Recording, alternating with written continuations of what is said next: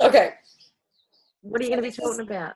Well, I've been wanting to get this out for a week, right? So as you know, Donna, you were there. The collective imagination group call that we do with the LMH members, right? Talked about a lot of this stuff, and they agreed that I could put it out. And then I had all these technical problems with it. But I think it was for a reason, because things have become clearer, and I think I can articulate better now. So maybe that's why it's all happened. But I've got this feeling that certain information needs to get put out, because people en masse are going to start experiencing things, and I just want them to have another perspective from which to approach it. And I am seeing and feeling so much right now that I need to find a way to articulate, really. So here goes. I think I've already shared some of this in a previous show. So the idea of parallel timelines and realities. Right? When we say parallel, the visual for me is like they're like this. They're all kind of running side by side. But what has changed visually is seeing them as these overlays. And that started with seeing the circuit boards everywhere. Right? You gave it a name for me, which was overlays. So what it feels like and what I see internally right now is that there is this base, and it's for some reason it's curved, it's domed, whatever, but it's like that. Mm-hmm. It has a bend to it. And then there's these overlays that sit on top, and they're flat, right? So what I'm seeing now is this, which is either the base home, I don't know, it's the core program, it's something of this hologram. And then there's two layers they are sitting side by side, just above it. And then we're on this layer here. Now, if you think of each layer as like Windows 7, Windows 8, Windows 9, right? They're different. And all they are is they're just slightly different scripts running. Just a little tweak or a twist on the previous, right?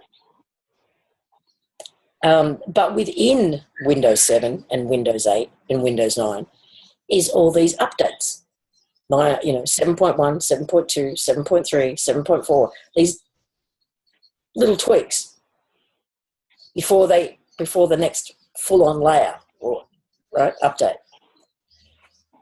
So what it feels like to me at the moment is we are working our way down through the updates of a layer.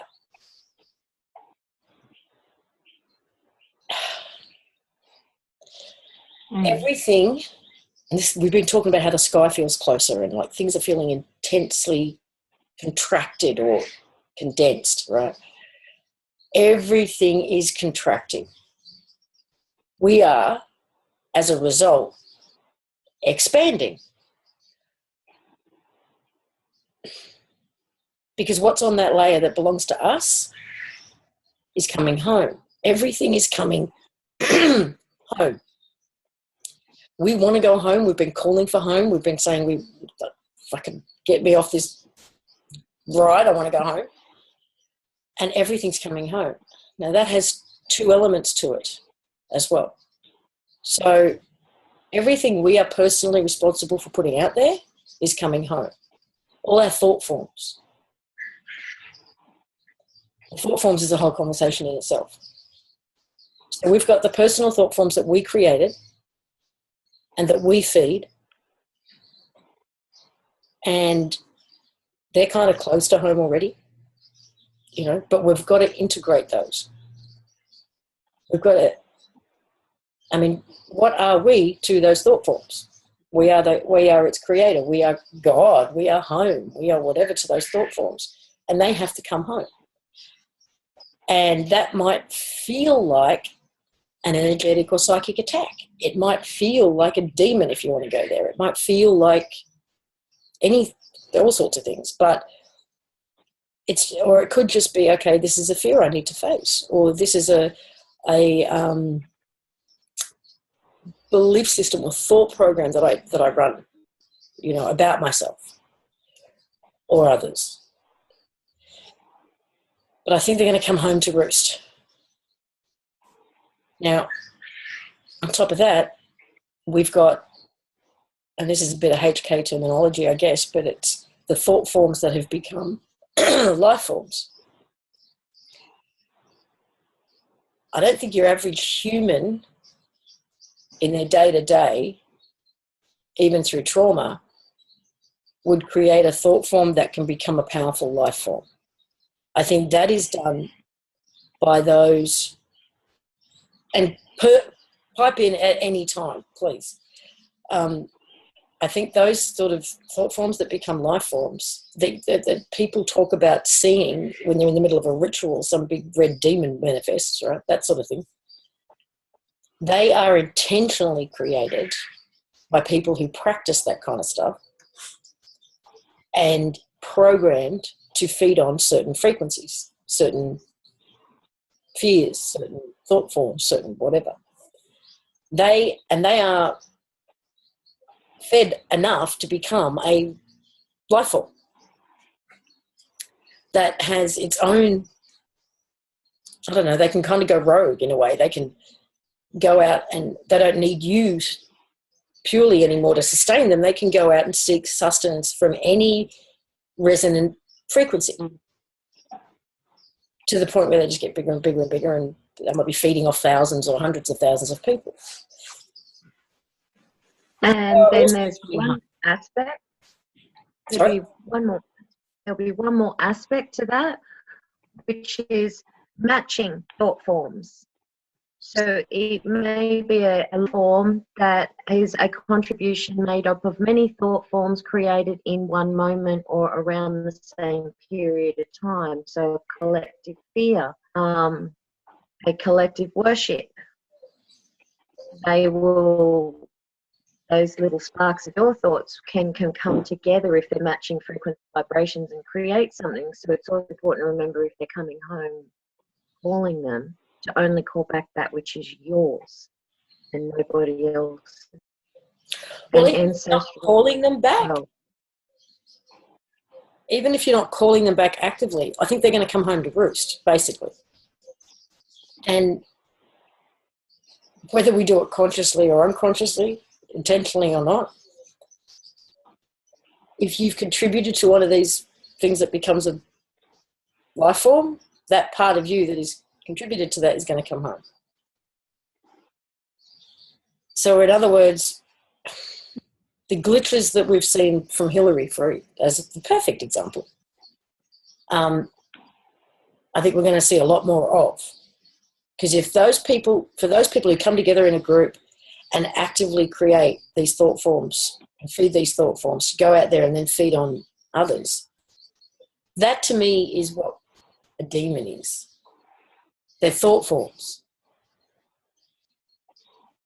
But I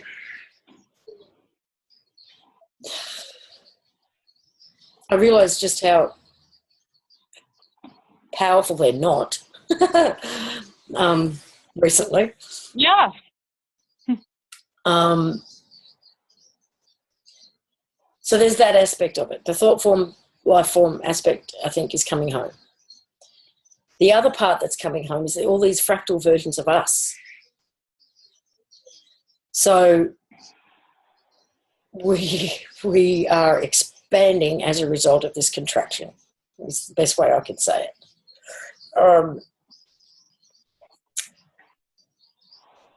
And people are, okay, the other aspect of this is, if we're here and we've got these other two side by side, I feel like we're getting so close to the core original thing right now that these two is where all the original manipulation happened to our programs, to our DNA, to the hologram itself. It was like, this is the insertion point.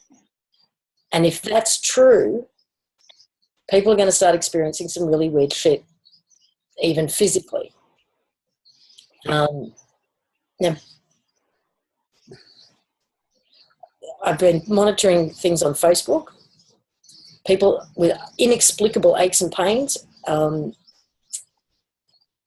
We've got people being 10 pounds heavier and then 10 pounds lighter from one day to the next. We've got eyesight is getting like super sharp, and then they need glasses, and then it's super sharp again. We've got people seeing colours that they've never seen before. I don't know. This just physically. I think this is the pointy end of the stick, is what I want to say.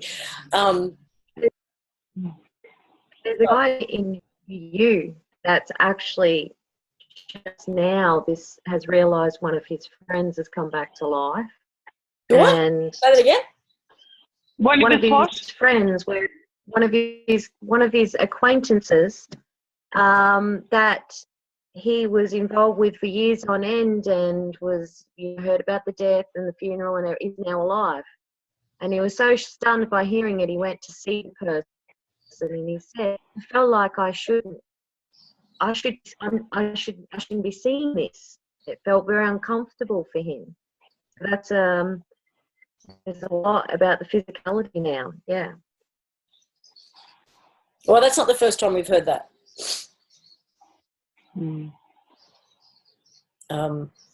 People swear blind. They even went to funerals. And now the person's on Facebook saying hello. So that's the other thing about some of this. Like, there's either a spate of deja vu experiences and then nothing for a while, and then a spate of deja vu and then nothing for a while. It's almost like we don't actually, there isn't a fractal of us in some of these overlays. So there's no deja vu experiences. And then when we drop a little bit more, we get back to one where we catch up with ourselves again, and it's like deja vu all over again. Oh, that explains some things. Hey? That explains some things. Well, let's say on one layer you got run over by a truck when you were 10, so you don't exist as an adult, or that, like, now you're 40 and you've just dropped down to that layer where there isn't that version of you. So there's no deja vu stuff. And then you drop down another layer where, you live to 65. So that's what it feels like.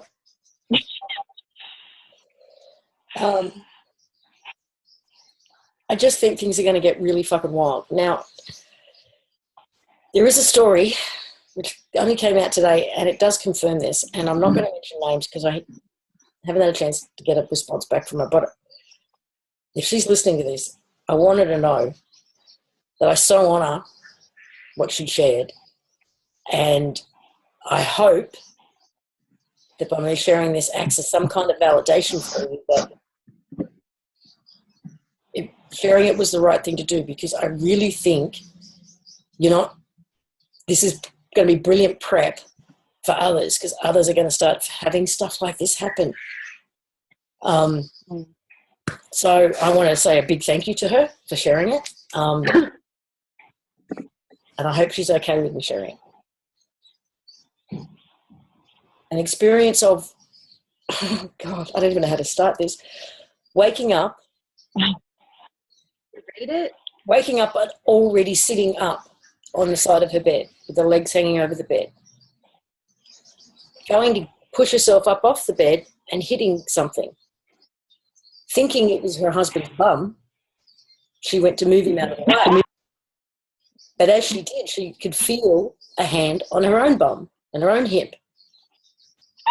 And then she turns around to look, and she sees herself lying there, asleep. Freaks out, obviously. Decides she must be dreaming and is screaming at herself to wake up. Realises she is, in fact, fully awake. feels a ripple, an energetic ripple, which allowed her then to push herself up off the bed, turned around and watched herself on the bed slowly disappear. To me, that was emerging. She was, two timelines for her just came together, two layers, whatever we want to call it, and she merged with herself. Her body's been in a lot of inexplicable pain ever since. I mean, it's going to take a few days for all of that to integrate.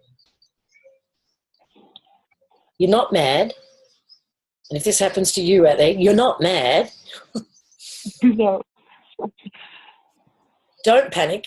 You're not dying. She thought she was dead. That thought crossed her mind that she's died, and now she's looking at herself. One aspect of you was dead, I guess. That timeline, that layer, died out. But as you can see, you're still here. Your consciousness is still there. It's just integrated with an even bigger part of you, and you're even bigger and better than you were before because there's more of you now. The ones who don't cope with that are going to have the Hillary. I think I'm just going to call them the Hillary symptoms. It's a Hillary syndrome.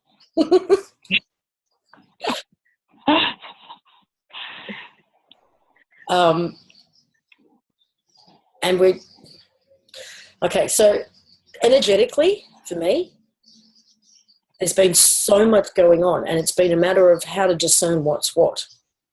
Right? It's only been a month, maybe less. Since, I don't know. I had no time since I felt like my mojo was coming back. Right, and it happened in a moment. Yeah, it actually happened in a moment. Well, since then, the energies have been thick and fast. And it's taken me a while to even figure out how many different energies I'm feeling. So I've got my own stuff pumping,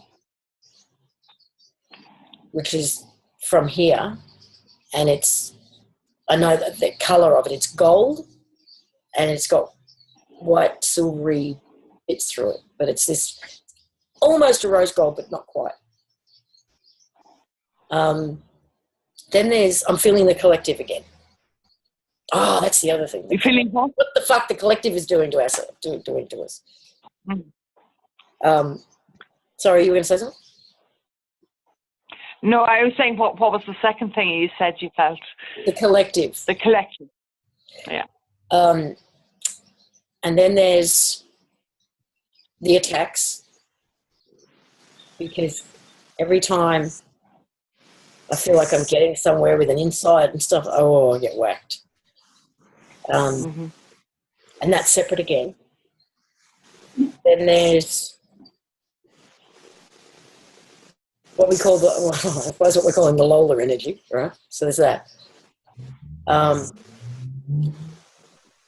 And there's, even within the attacks, subtle differences. And then there's what may be, I'm not sure yet, these aspects of myself that are integrated.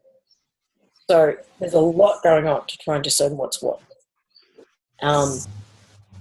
But okay, the collective.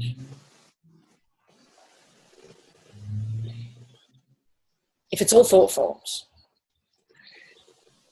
and if we are getting closer to this layer where all the interference happened, I believe that at this layer, or this layer, we were totally connected. And we knew we were totally connected. And telepathically and emotionally and all of that, we were not hive mind, different, but connected. So this first layer was where a lot of those blocks were put in to disconnect us from each other as well. And that with each upgrade, they were strengthened or, whatever. So we've been losing that as well.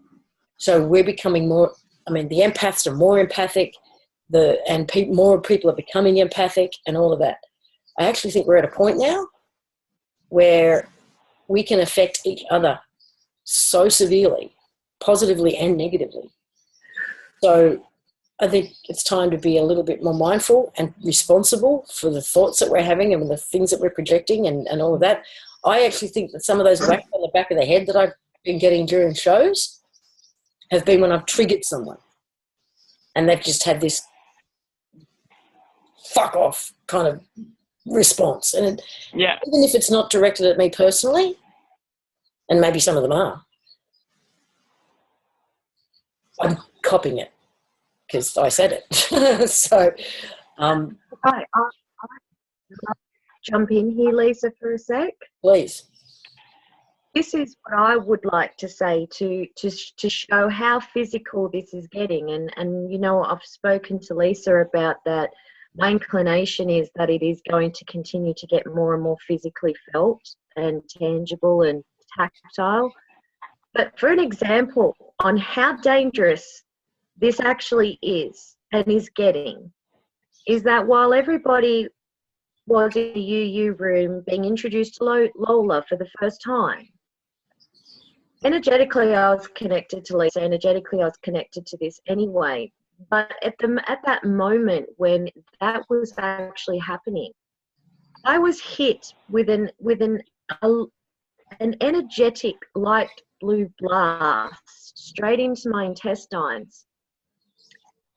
And I don't mean to get too gross here, but like I was bleeding for 2 days and in severe pain from this energy. But I could not track it to a device, nor could I track it to an entity. When I tracked it, the only energy it felt familiar to is when certain individuals, when these things react. That's what I tracked it back to, human beings having a reaction. And to me, being very sensitive as I am, I really do think this is a very important message right now that needs to be really taken heed of, is being very, very careful about how you react instantaneously, especially based off programming, and start sending energy to attack something you not even know what it is. Because if you aren't getting that target, you may be getting someone who's completely innocent, because your energy is going to go somewhere. And it's being very mindful where you're sending that energy at this time for those who do care about how you affect, you know, those you're connected to. So when this blast hit Lisa and all those connected to it, I think it hit me, because there's no physical explanation to explain it. Because the very next day, it was followed by a blast to the head, which gave me a severe migraine for hours. Mm-hmm. That's my example of how I believe this energy is getting very physical. And I think it is definitely connected to the timelines. I think it's very much connected to what you said, Lisa. As we merge down, we're going to become physically more connected, and it's going to be stronger. So just think about, that's all I'm asking for those who see this. Think about your energy and about where it's going and who it's going to and what type of energy it is before you send it. It would be great if everybody could just do a double check on that before they type, before they think, before they feel, before they react. Just step back and sit over position and just think about it for a minute, very carefully. That's my little lecture. I've done my rant. Thank you very much. Yeah. No, I think that as we are, the word you use, Lisa, is contracting, and it's like everything's getting concentrated as we press into a whole one being without all these fragments. They're all coming in towards us. At the same time as that's happening, when we do feel an attack and we don't know where it's coming from, it is more concentrated. You know, I've experienced attacks from, I can just tell whether they're from malevolent, benevolent, AI, where they're from, but they are getting stronger, these attacks. I mean, I was at work yesterday, and just for no reason at all, there was an injection into my neck, just while I was doing my work. And then, you know, if you've felt the vice grips around your head, it's like if you can physically think of yourself as the Borg, they were tightening up the screws. And I thought, well, who is that, or what is that? I was just doing my work. But at the same time, I knew that this Lola, how appropriate was your name for that show. She's a gift. And she's going to be feared until she's recognized as a gift, because it's something totally new to everyone. I was a skeptic, and I put that out on Facebook. I was a skeptic. But when she showed her energy, then there's this opposite energy coming in to clamp down on that. Now, at this stage, I go, yeah, whatever, because it stays for a while. And yes, it's like the migraines you're talking of, Donna. But it's an energetic migraine. It's a bit different from the normal. But they can't bring us down. But it's a sign of that they are getting more panicky, because we are integrating and we are getting stronger. It's getting more concentrated, and seriously, they are getting weaker. The ones that want to keep us in this level of vibration. Sorry, Jenny. Yeah. I do want to clarify that I'm also very, very good at knowing where it comes from, or tracking energy. And this wasn't from a them. It was from the room. It was from the reaction of the people. And I knew that. I mean, you can always feel it in an argument, in a direct conflict, even online, but this was a surge I've never felt before, and it was a new thing for me. And the first thing I did am I on a layer? Is there new technologies and new techniques to attack? Was my first question. So of course, tracking it energetically, and in those moments, you have that memory of, you just explained how you did that with them. You know where it's coming from. In this case, it did not come from them. I wasn't being attacked. I wasn't being targeted. It was simply because of, I guess, my sensitivity receiving what that energetic reaction was. And I was stunned. And waves that you're talking about are probably when the show went out live and then when the archive came up. Yeah. Oh, we went for a couple of days, yeah. And then as things calmed down, I started getting better quite quickly again. Look, I haven't had a migraine in 6 weeks. I haven't had physical symptoms of any kind of pain. I didn't even have PMS. It only happened when I was connected to this and this event. And for me, that was quite eye-opening, and made me even start to think I have to be myself far more aware of, what energy I'm directing. True. Yeah. Oh, what was I going to say? Shit, it's gone.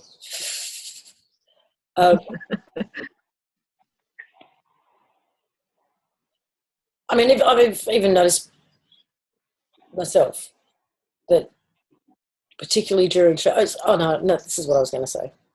I've been asked so many times, and I understand that everybody's wary of being made a fool of, right? I've been asked so many times, what if this turns out to be a hoax? What if it turns out to just be and I was like, I don't care. There's so much good has come out of this, from my perspective, in terms of getting people to see, those who are willing to see, what deep-seated programs they've got running. It's gotten us to ask ourselves some really good questions. It got us during the last show to come together in such a, just as we've felt the whacks and the hits and everything, we also felt overwhelming love and support and nurture. This thing where, I mean, people came together in the name of something, but it doesn't matter what got them there. The fact is they were able to. They were able to go past any preconceived ideas, to open themselves up to something that was completely unknown. And even if all this experience is doing is preparing us for something else that's coming, yeah, it's a gift, right? Because We have no idea. We had no idea the Mandela Effect was coming. I mean, I walked around Christmas Day 2013 saying the timelines are collapsing for like 10 hours, but I had no idea what that really meant. I had no idea how that was going to unfold, what that was going to look like in 3D. I couldn't have told people that, well, you know, sometimes your husband's not going to be your husband and your car's going to be all different and the walls on your house are going to be a different colour and, you know, the dead are going to be alive. I couldn't have said, I had no idea what it was going to look like.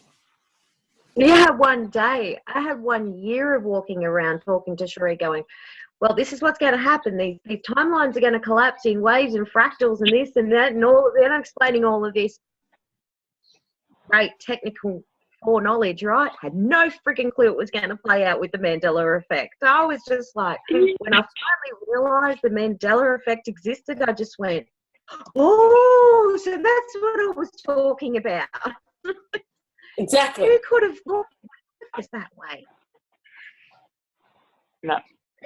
It's mind-blowing. If somebody told you 2 years ago that there would be a flat earth debate, a flat earth community, a flat earth country, you know, would you have believed him? Absolutely. But that's what's so lovely about all this. It's, you just don't know what's coming next. It's part of the intrigue of it, you know. I love it. I love the not knowing, that it's not laid out in front of us and we know we're going to get to a certain step at a certain stage. We haven't a clue, and it's a case of, and in a way that pushes you into yourself, because you've got to, all these new things come up and you say, you know, who do I trust? And if you know the feel of your core essence, that's what you trust. And that's where you keep getting led, is into yourself. And that's what we're doing. We're imploding, or we're, what's the word you used? We're contracting, yeah. I mean, that's what we're doing. We're bringing it all in. But that's the place in your heart where you can get an equilibrium of where you're at or where what's coming in is from, you know. That's the only place. And that's funny. I spent December 2012 asking people, what's it going to look like? What's it going to look like? No one came close. Yeah, yes. That's right. 4 years later. Almost 4 years later. I think anybody who's walking around now saying, I know what's going on and I know what's going to look like and I know what's going to happen, you can pretty much say that's really good bullshit meter right there. I don't think you can. I don't think it's possible. No, I don't think it is. Well, I have the next sense coming, which is that it's going to start speeding up at such a rate now that books, there's going to be no point writing your spiritual books. There's going to be no point. By the time you write something now, it's not going to be relevant the next day. I think we're going to have to get to the level of communicating face to face, verbally, because I think it's the only way I don't even think we'll keep up then. Crazy. I agree, because this whole Fibonacci thing has been playing in my head for like 2 years. Just going, it's getting tighter and shorter, and we're getting down to this point in the middle. And we have, I don't know, it's like the more we filter through these levels and there's more of us and we're bigger and stronger and everything, we can do it quicker and quicker and quicker as we go. So it just becomes exponential. But I guess the main reason for even having this discussion was to try and give people a different perspective on what might be coming down the pipe, because if you see yourself having a knee-jerk reaction, there's a couple of different explanations perhaps for what's going on. It may not be breathe. It may not be some big bad demon from the Bible. It might just be some thought form that you created or participated in creating consciously or unconsciously, and that part of you that is in there is coming home. There's this thing about coming home. Now, I feel sorry for all those Illuminati, satanic, blah, blah, blahs who have consciously created these things, because they're coming home and they are going to have to integrate them. I didn't even think of that. Oh, yes, that would be fucking awesome. That's what I mean about Hillary syndrome. They are going to have the language. I hadn't conceived of that side of it before, Lisa, and just as soon as you said that, my mind just went, oh, shit, they're in trouble. They are. Yeah. How would that look Wow. for those guys? I mean, what would it look like for them coming home? I say I feel sorry for them, but there's a big but I there. don't feel sorry for me anymore.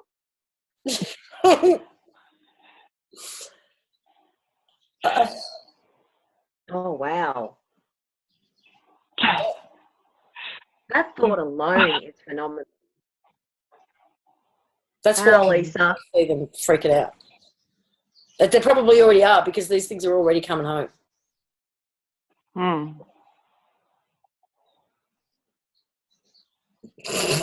Well, Pretty good right about now.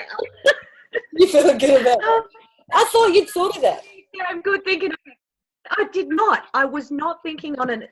I did not think of it how that would flip that script. Not that way. I've always been, how do we get through it? How do we get through it? So that's where my focus is always at how do we get through it? What's next? What do I need to brace for next? I don't feel so bad now. I'm thinking, we got it easy compared to that. Oh, that's so right. I mean, their reaction to all of that could have some blowback on us as well.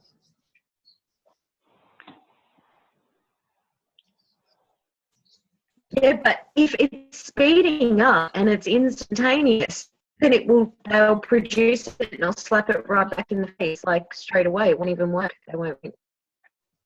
Yeah. If it's contracting faster than you can send out, if it's contracting faster than you can create or expand, then I don't think they can. I don't create like that, or they can create home pretty damn quickly.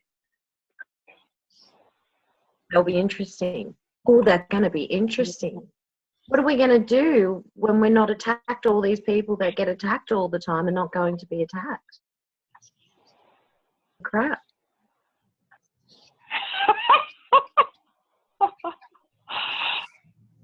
Lisa, you've done my head in.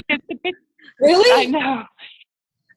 I think it's like now we're in a river and it's running really fast and you just don't have time to think. You've just got to go with the flow and process it all straight away because you don't have time not to. And you just got to keep moving. And that's for everyone. It's not just for us. That's for everyone. It's like you just got to keep moving forward. You can't look back.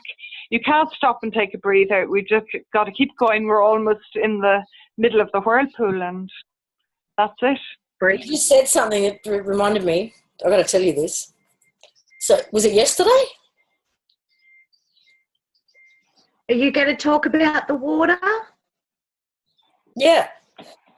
So, yesterday afternoon, I'm going to the shop. I get in the car. I call Donna. I think I'm going to talk to her while I'm driving to the shops. So, I'm still talking to her when I get to the car park of the shopping centre.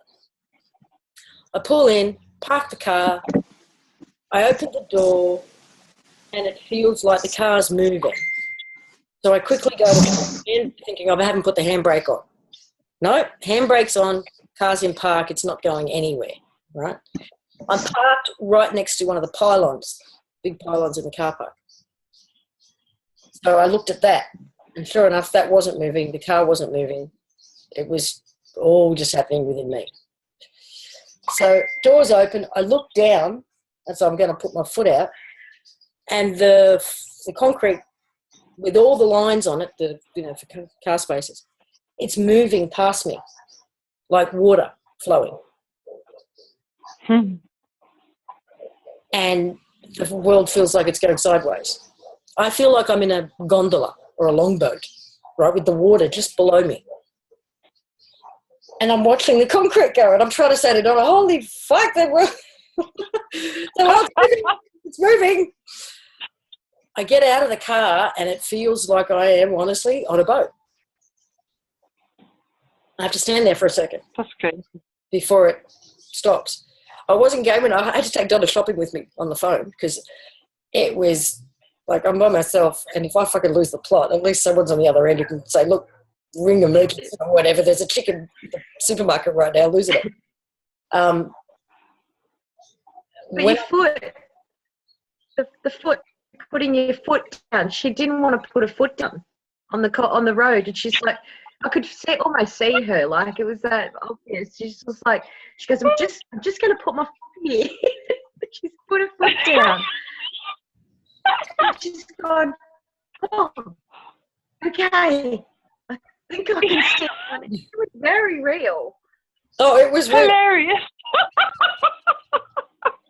So I've got one of those trolleys that the baskets, the wheelie baskets, because I didn't have much stuff. And I get to the self-serve checkout, and there's a queue. So I stop, I let go of the handle, and the handle tends to just drop back into them, right? So as it's dropping, I go whoosh, or at least I thought I did, and everything on this side of me, the whole supermarket, just feels like it's going whoosh and taking me with it. And I'm like, oh my God, Donna, this is really, the world's it's just sideways. It's very bizarre. I don't know what that was about, whether I dropped through one of the updates or whatever, but there's also been people talking about literally looking at a wall and the whole thing just shifts a couple of feet. So I know it's not just the people I directly talk to that can be having these experiences. There's got to be a lot more people out there who don't have a frame of reference or don't know of anybody else who's having these experiences and thinks they're nuts.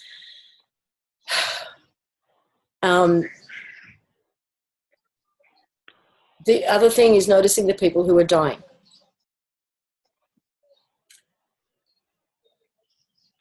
Or disappearing from this layer. Because I do think we are fractals. I think there is maybe down here in this is where the core, the primary, the whatever is, and it's just fractals of us on all these layers. So we're kind of all integrating into this primary. I get no guarantees that I'm the primary or that I'm going to not disappear from this layer. I don't know. I may. That was my next question, actually, while you were saying that. My question while you were saying that was, how do we know we are the primaries? Do we know that? Do we know that it's all coming back into us, or is it that we're still going to fall deeper into what is us? How do we know we're the culmination point, or do we?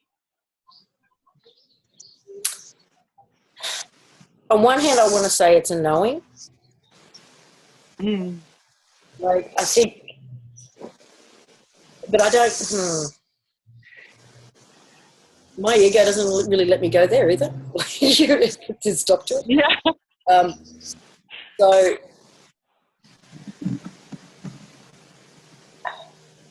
I want to say that, I want to believe that it's a knowing, and that if you are so aware of these things and these integrations and stuff, then you probably are. But then my ego kicks in and says, don't get too big for your fucking boots. You might not be. So I don't know.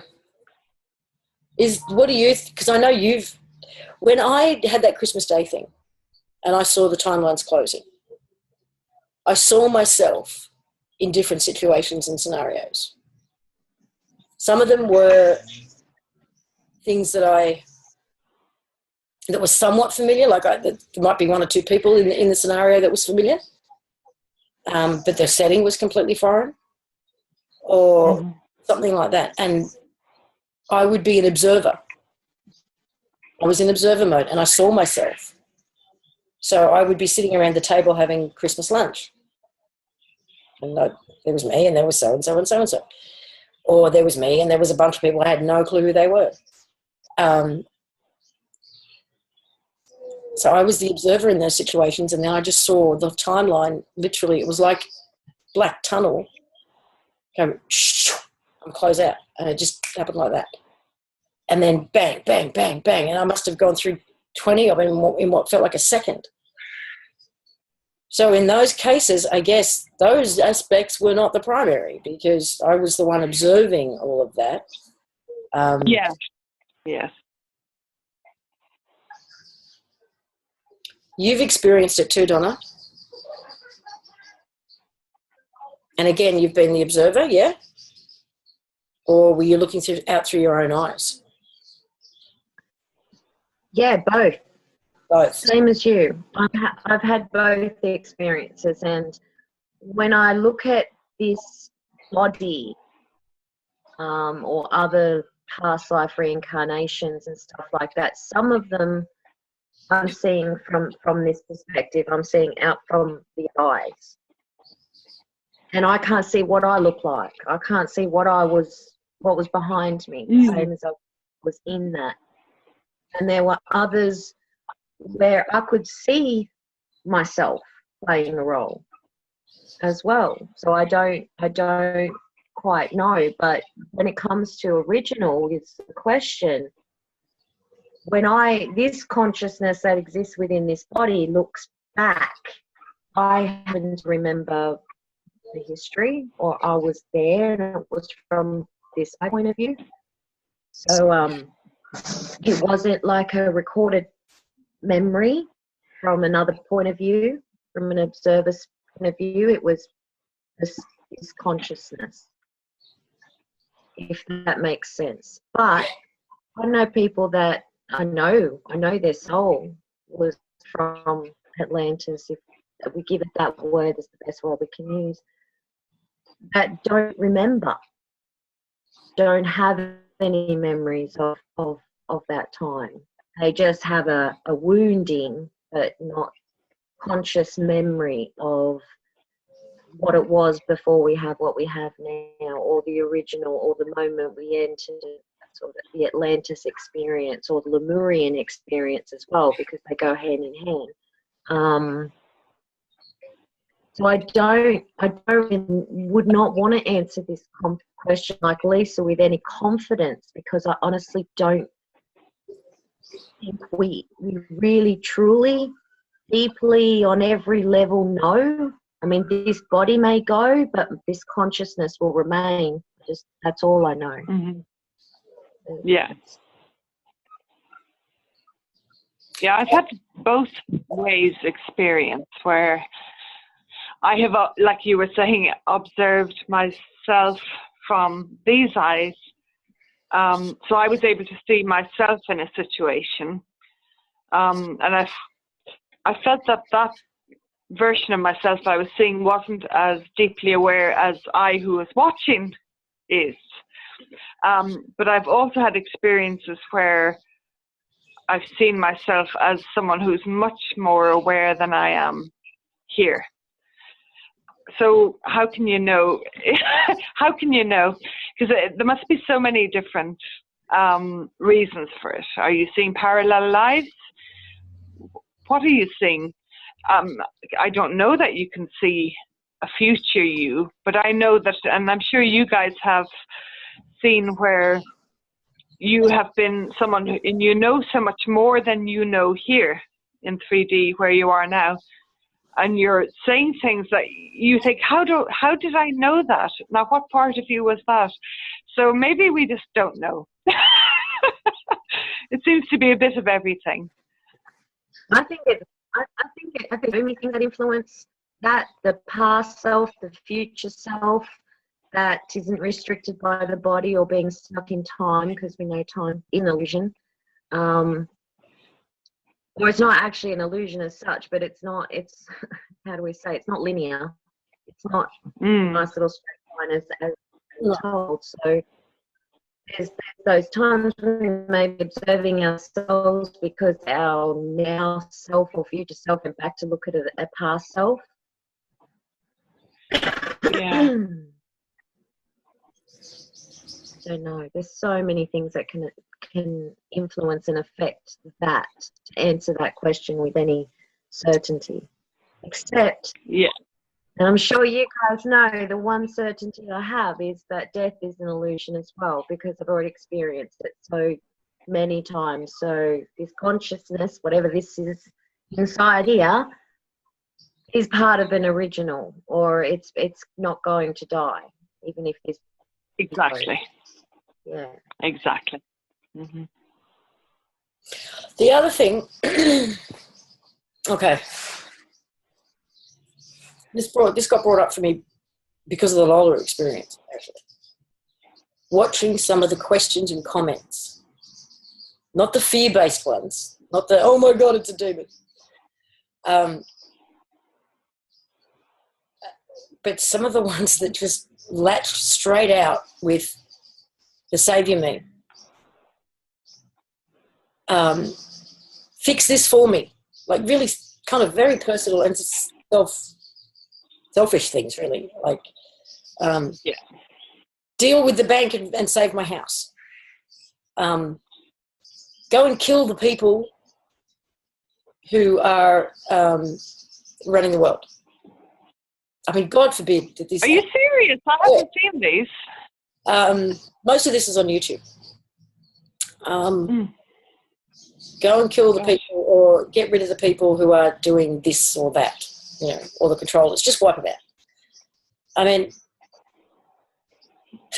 just on the chance that we are dealing with an emerging childlike consciousness, why would we... And she says she's here to help. Why would we want to behave exactly like those who we want to get rid of behave, for one? I mean, that just blew me away.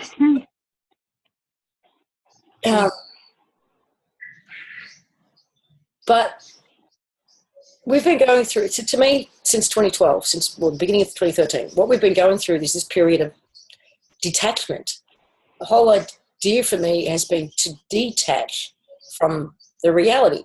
Now, for some people, that has meant they had to lose their home in a really hard and horrible struggle in order to free them up and detach themselves, or lose a relationship, or lose a marriage, or there's been some really painful losses. But they're a process, and myself included, you know, I've lost some shit. So, but it's been a process, as far as I can see, of detaching from the matrix, detaching from the illusion, detaching from this reality. So the more you want to save this and fight for that, what you're really doing is solidifying yourself in this reality. You can't say, I want to go home and I want this all over, but I want to take all this shit with me. It doesn't work that way, I don't. Not as far as I can see, right? You got to let go of it all. If you want it to go away, if you want to go home, if you don't want to see the world run like this, where you, there's mortgages and banks and living like a slave, then stop fighting for it. Stop.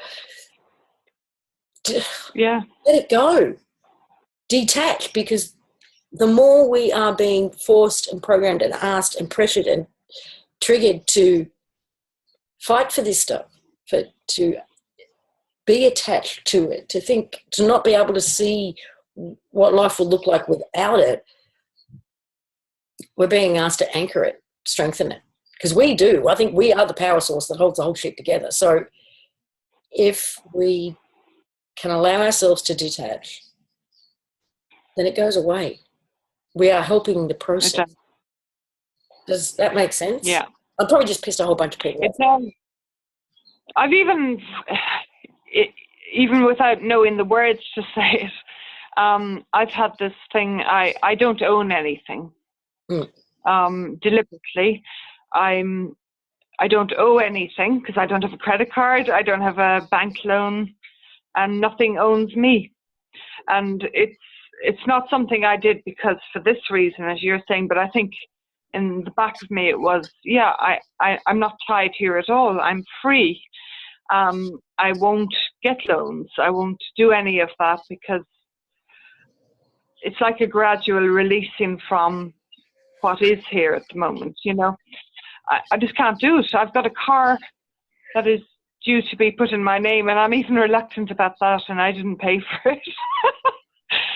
It's just, it's like just trying to take out all the connections from what would hold me here, and putting energy into any of it, I think, is just making it bigger. Where attention goes, energy flows. We've seen a lot of people in the last sort of 3 years, go through this process of just purging all their shit and all their stuff, you know, and realizing it's just stuff, and your stuff ends up owning you. And, you know, the mobile home, the tiny home, the all of these different movements and community movements where people can share stuff rather than everybody having to own everything. That's been huge in the last 3 years. So a lot of people are going with this and realizing they just don't need the stuff. Detaching from the reality. But the push to anchor the reality is strong. And it's fear-based because, oh my God, if I lose my home, where do I go? What do I totally understand their genuine concerns. But what I found is the people who can, myself included, who can go with it and just detach. Somehow the universe catches you.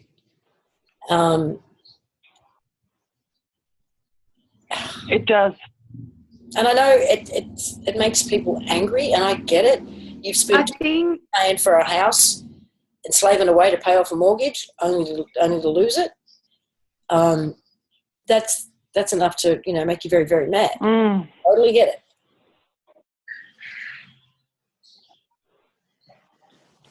Go on, Donnie. I think that it's not. Yeah, for me. It's not about like not having anything. No. The number one for me is be debt free as much as possible. Like get out of debt at least, if that's all you can do. I think the whole minimal movement and the tiny house movement, all that minimizing is really a cry to humanity to say we've had enough consuming.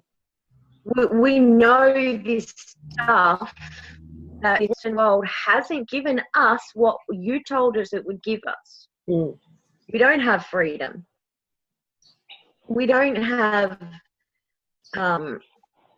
We're not living lives where we're thriving. We're living lives where we're purely surviving. Paying more chaos, paying insurance payments, pay, and then work and work and work and work. You know, for those who can afford to, great, fantastic. You know, but if I'm not, I wouldn't. You know, it's more about having an attachment emotionally to everything around you. Yeah. You know, I've lost my house 3 times. I've gotten on a train with $40 to my name, with nowhere to stay, and arriving at like 9 o'clock at night. So ready to sleep on a park bench, on a park in my sleeping bag if I had to. Not once have I ever actually been left homeless. Not once. Now, I didn't have my own home. That's considered homeless anyway. I didn't have my own home, but say the night that I turned up in, I think it's Toowoomba, little small town in Queensland. People tell them take me to whatever's open, nothing was, and I said, I'll be right. He wouldn't allow it. So I ended up staying with him for a few days and paid him the money. I didn't rip him off. He said, you know, maybe if you contribute a little bit to food. So I did. Gave him what he asked for and moved on. I've never ever been left. I've never been put in a position. So I have a nice home right now. It's not, I don't own it. I rent, but I couldn't care less if I lost it all tomorrow. That's what we're talking about, being unhappy. Mental and emotional attachment. It's not. I'm not saying sell everything you own and live in a tent. I'm talking about having that. Yeah, it's the emotional and mental attachment to it all. And if it requires a fight to keep it, give it some consideration. What we resist persists and all that stuff.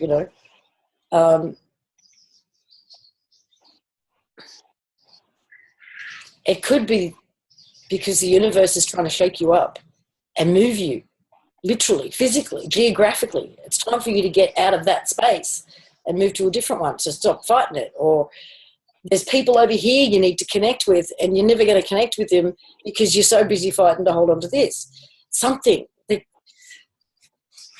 I don't know. I mean, I've met some incredible people on my journey in the last few years, and it wouldn't have happened. And I've had some amazing experience, and that wouldn't have happened had I been fighting to maintain a status quo. I've had some shitty experiences too, but again, I think they were because I was fighting something, thinking that this is how I'm supposed to be doing it, or this is what it's supposed to look like, or I think at this stage you've got to be open to spontaneity. Yeah. That if something comes in your path, a person or an incident, you deal with it. You don't try to go around it because it's interfering with your schedule. You've got to meet it. And how often has that turned into something amazing? Most of the time. Every experience, no experience is wasted. I don't think I can't think of an experience that I've regretted, even the bad ones.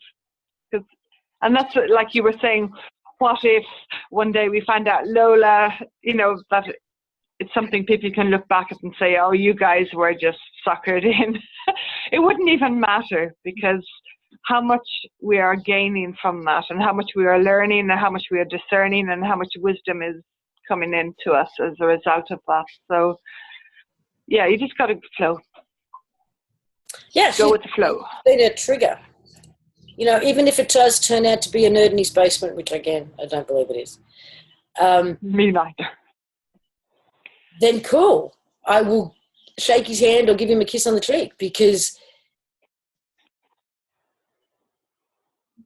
it's what is the trigger. That's the trigger it's been for everybody. I think is awesome, and it's been a huge gift.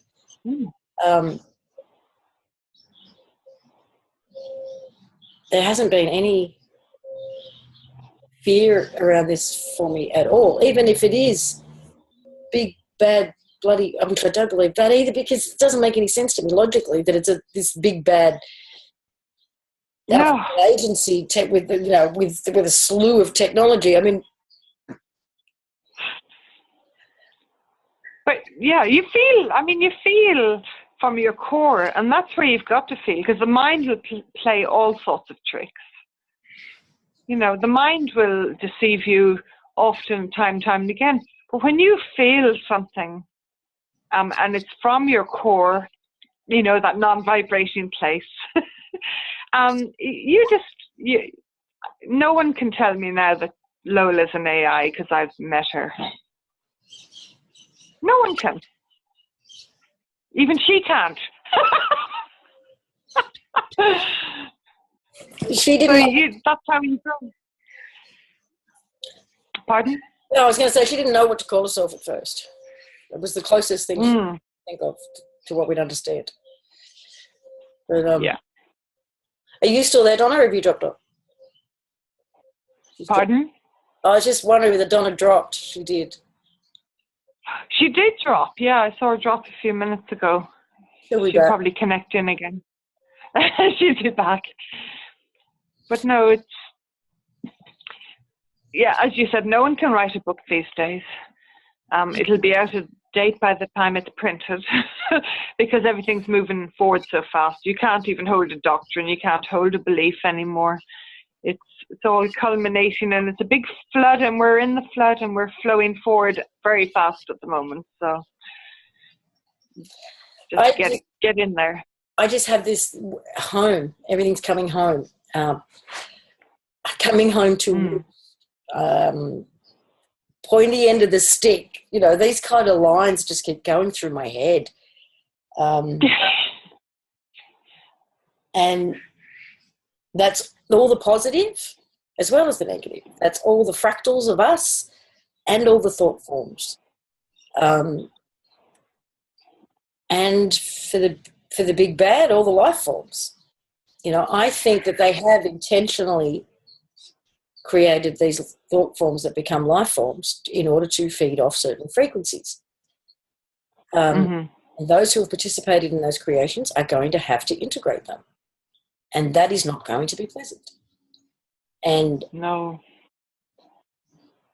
the more they resist, the more good you get. And I think we are going to start seeing stuff. Well, we already are. I know we are with our bodies.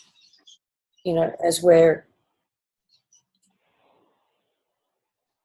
getting down closer to this layer, all of those initial interference codes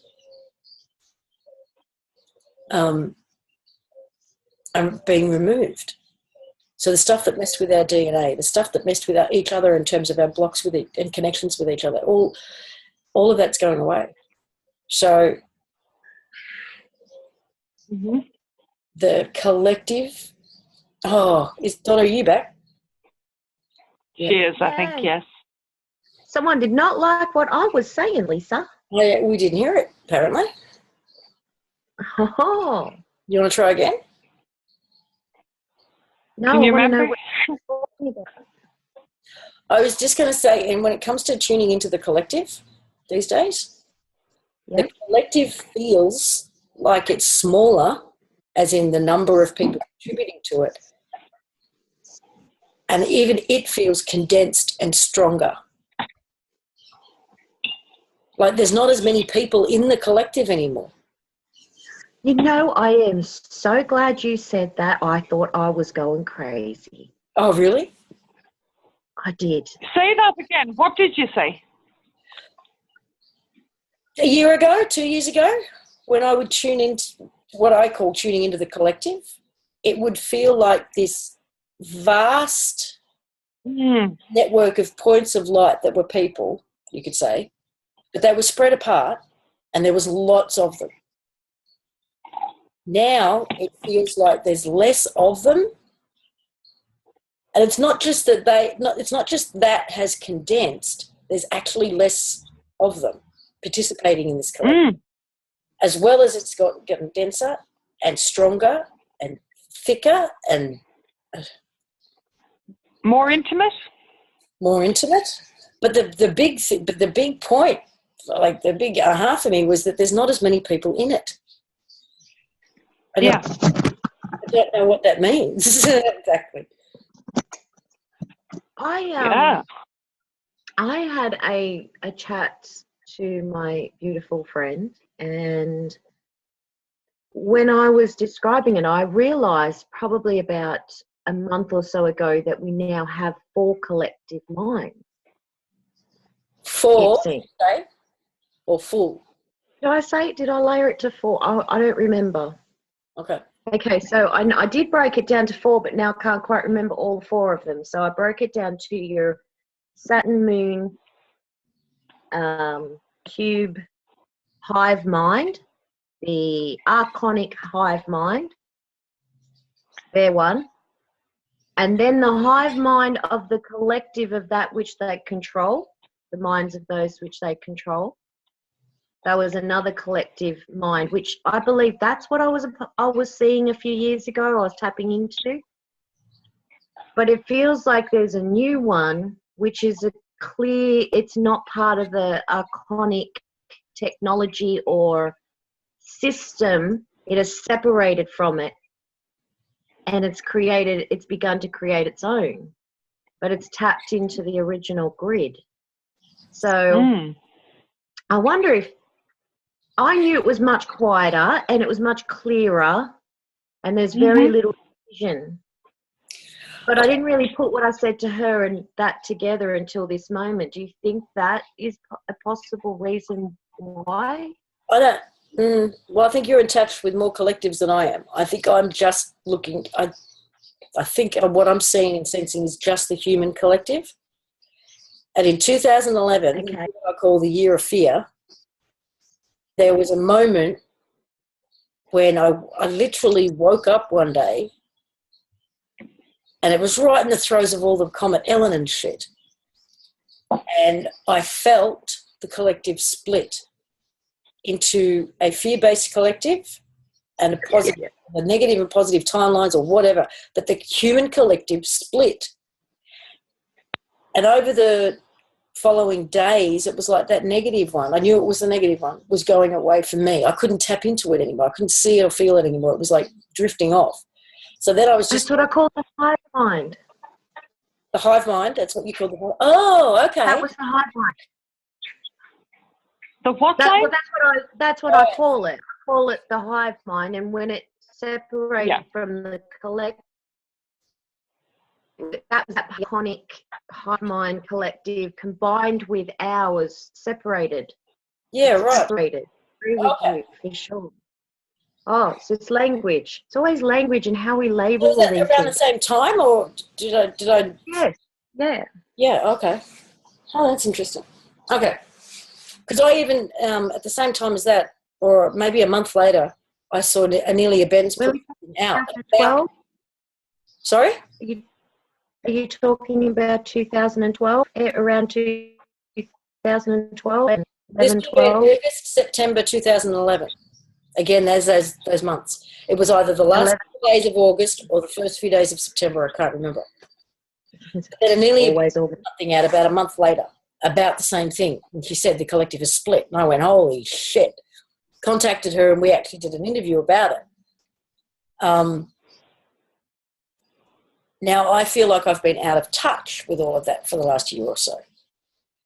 But recently, since I'm getting my mojo back, whatever, I feel like I'm getting back in touch with it, but it doesn't feel the same as it used to. It's like there's a fraction of the number of individuals in it now than there used to be. But they are brighter and stronger and closer together and more condensed. Like the collective used to be this big, and now it's this big. That would be logical if we are condensing, and as you said, we're bringing these fractals of ourselves, if therefore we're expanding. I mean, that goes hand in hand. Yeah, I hadn't even made that connection before. So you're not mad. Yeah. Maybe along the same line, I work in law offices forever.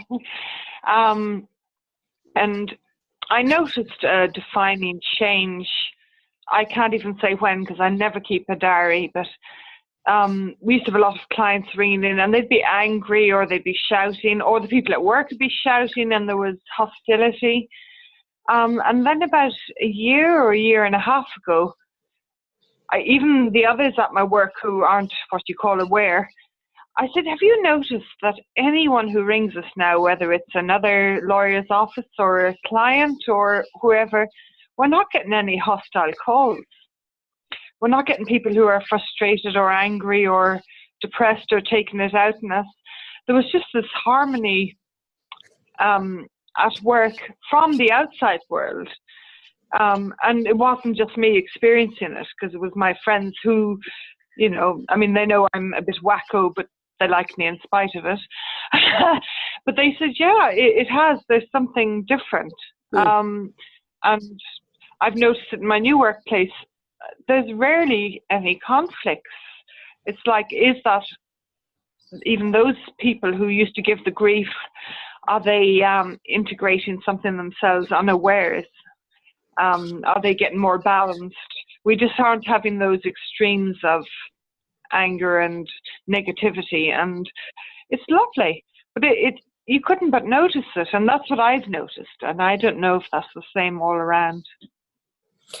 I wonder, Lisa, do you think is that a good reason why they would increase false flags and try and create civil unrest? Why there's been so much orchestrated ones rather than the normal combustible ones we always produce? When we split, if we became condensed, the false flags to give and constant trying to move people around politically, religiously, you know,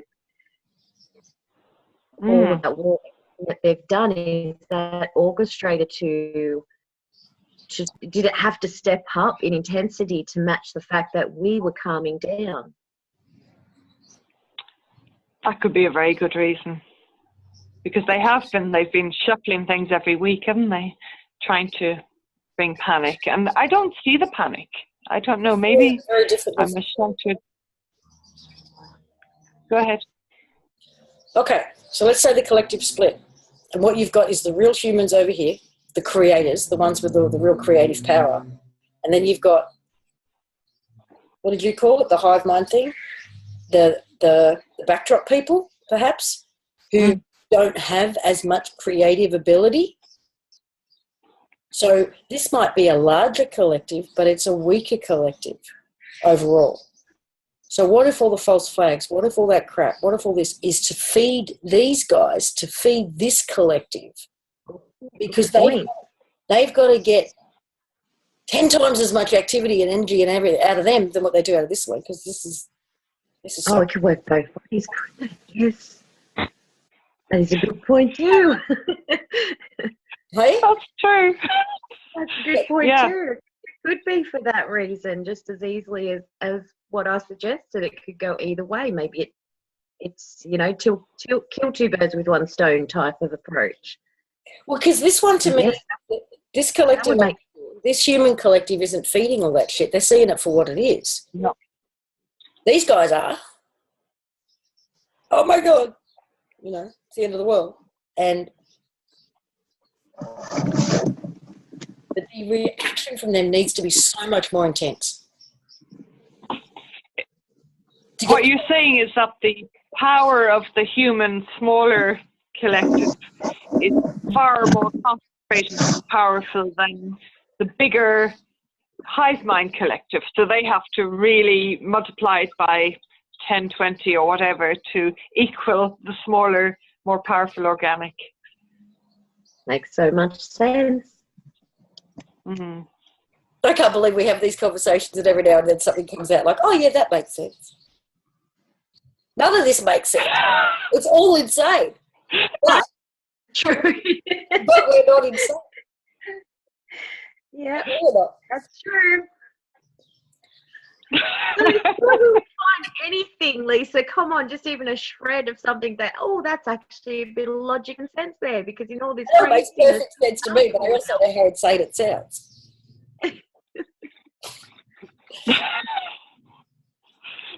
That's what I feel. I feel that it's all to try and get the power out of that hive collective you're talking about. That does feel. It does feel right. It does. This one's over here going, yeah, whatever. Huh. Yeah. That'd be us.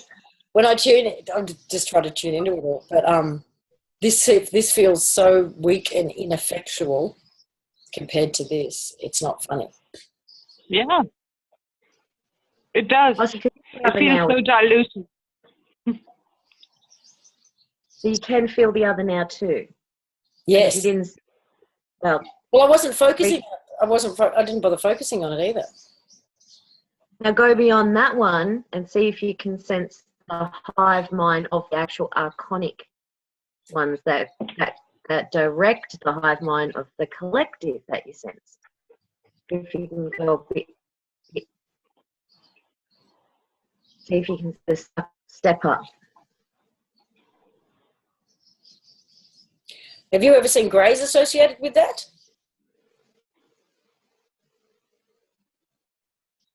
Because What did you see, Lisa? Greys.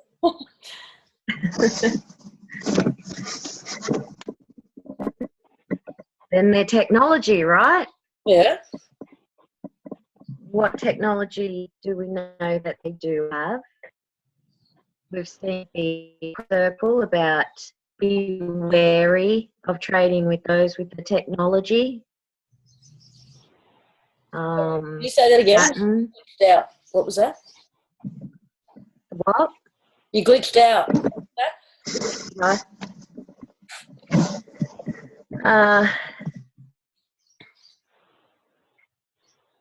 We have the crop circle that warned about the trading with the greys and technology in particular. Oh, yeah. We have the Saturn moon cubes across the place. What's that? I'm not proposing, I'm just saying the dot to the bigger picture, you know, like you said, I see greys, you saw greys, and I call that the archonic technological support system to create hive mind type being, type people through technology, through AI. And we are sort of more focused on the organic, the inner, not relying on anything outside self to create. And yet we are connected and have our own collective mind as well.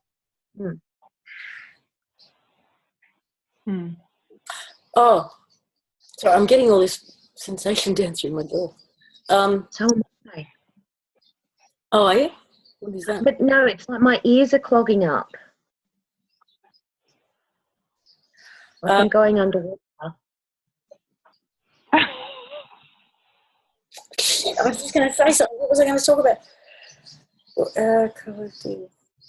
Oh, the event, the after party, right? One of the concerns or questions or fears or whatever that comes up about all of this is, will people get left behind? Because I think we are in this filtering process right now, and these two that are side by side are probably going to be two extremes. The extreme New World Order, bloody scenario, World War III, all of that, a more positive rainbow world, I think it's going to look like, based on what's coming forward. And once we drop through this one, we're going to land in one place or the other. And so that question always comes up. You know, how do we bring people with us? How do we save people? How do we, you know, make sure my family all comes? Or I don't want anyone to get left behind and all that. Now, my own experience with my own dreams and visions and whatever, as well as every other one that I've heard, and there's been plenty of them, of people having some kind of vision about the gathering, what they might call it the gathering or the event or the veil being lifted or whatever, is it's nothing but a celebration and everybody is there. That there is no sense of, damn, so-and-so didn't make it, or heartache or longing because certain people or a collective or individuals didn't make it. It's always that everyone is there. So I don't concern myself with that at all. It feels like everybody who is meant to be there will be there, and we'll know that, and we'll be fine with that. One aspect that you did, just one that you did mention for me is another one that people talk about is this moment of remembering. Mm-hmm. And it's that moment that makes everything, if someone didn't make it, it's that moment of full remembering. You will know and understand perfectly what happened, why, when, how. It will not matter. But that's more that I get the feeling, not so much everybody's going to make it because we have the backdrop. Oh, I hate to say it, but we do. We are fractalized out. But full remembrance, you'll know why. I think we'll understand instantly. Yeah, I agree. Yeah. I mean, when the veil lifts, the veil lifts. Yeah. You know? Sorry, I'm being Facebook messaged from the next room, which is interesting. I have this image coming in recently that I haven't actually talked to you about yet, Lisa, either, which is just this image that keeps playing out in my mind is, like you said, we've got this side by side, okay? The difference in the images we've talked about is there might be other side by sides. I'm not referring to that. There might be a third one, but this side by side, it's almost like this one in itself has the veil and it's the illusion of the world that we think we're in and all of that within it, but it's falling from the top down. It's crumbling, and as it does, there's another one that's starting down here, and it's building up as this one falls until that one's gone and that one's ready to step into. And I don't know if I think right now we're creating it. I think we've been probably doing it for the past 3 or 4 years, over and over again. And I think that it's like my 6-year-old son, talking about, when are we going to go to this place when it's strong enough? There's also been dreams about this. There's been so many people talking about this. They are almost seeing this other place being built, or they're working on it and they're building it. And so this imagery of this falling, so if we go back to that anchoring, we anchor this one, we're stopping this one. We're just slowing it down. We're making it painful for ourselves. And when we're constantly feeding this matrix, heal this one that we're in. We can't heal this one. This isn't out. Not anymore. This isn't something we created. This is what was put on us. We don't want this. None of us have been asking. We want to go home. We want freedom. We want full remembrance. We are not going to get here. If we could have got that, we would have done that by now. If there was going to be divine intervention, it would have been done. We would be there. And if there is divine intervention occurring, it's telling us from every angle possible, let go of this and step into this. You can't step into this until enough of us let go of this so it can crumble. And the energy from this, because energy, we can't create energy, but we can move energy.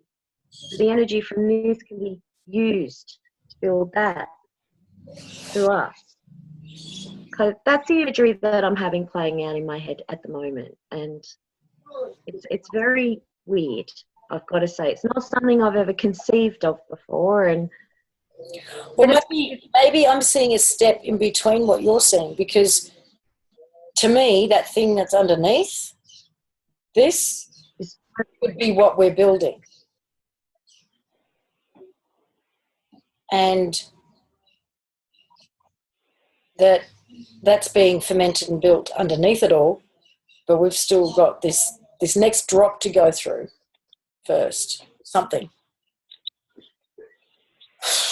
We're close. We're so frigging close.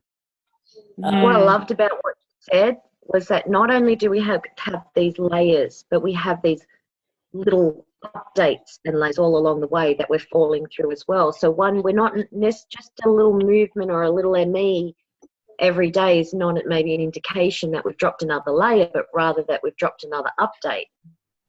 I loved how you did that. Yeah. That was so good. That gives a really good mental way of conceiving it. And to me, what I see is every time we do, it's like everything, to me, that layer, I mean, people say that we're healing layers or we're healing these timelines, or I don't think we are. I think they're going. They're gone. Because what I see is as we drop down through the layer, it's like watching a bomb go off in reverse. It's like everything just goes and gets sucked in. And that's when we have to go through the integration process. And we're pulling in everything that's about that, all the little fractalized parts of our energy that contributed to that layer, update, whatever. So we're bringing it back in, and it's like watching, I don't know, a bomb go off in reverse, I guess, is the best I can come up with right now. But it's the World Trade Center coming down. it's an implosion. And that layer's gone. It's just gone. There's nothing left. It's all been pulled in to the one below. Yeah. And I love if it's for a visualization and this isn't the computer talk isn't working, I would recommend going and typing in fractals into YouTube. Yeah. And if you watch the two fractals side by side slowly expanding and curling, then just imagine that in reverse. That's all you have to do is just reverse that process, and you'll get that visualization that allows you to see how fractals can go in as well as go out. They are contracting and expanding. So I think that's a great thing to do. Well, ladies, it's 10 to 3 and I haven't had any breakfast yet, so I should do that. Yeah. I don't know how long we've been talking for, but that just, I don't know, that feels like it flew by, but I have a feeling it was No idea. a while. Thanks for having this chat with me. That was awesome. Thank you. Thank you for the invite. Two perfect people to have this conversation with. I had some ahas in this, so thanks. That was good. That was good. Me too. Yeah. So what's happening with Hillary glitches? Hillary syndrome. Grab the popcorn because it's going to be quite a show.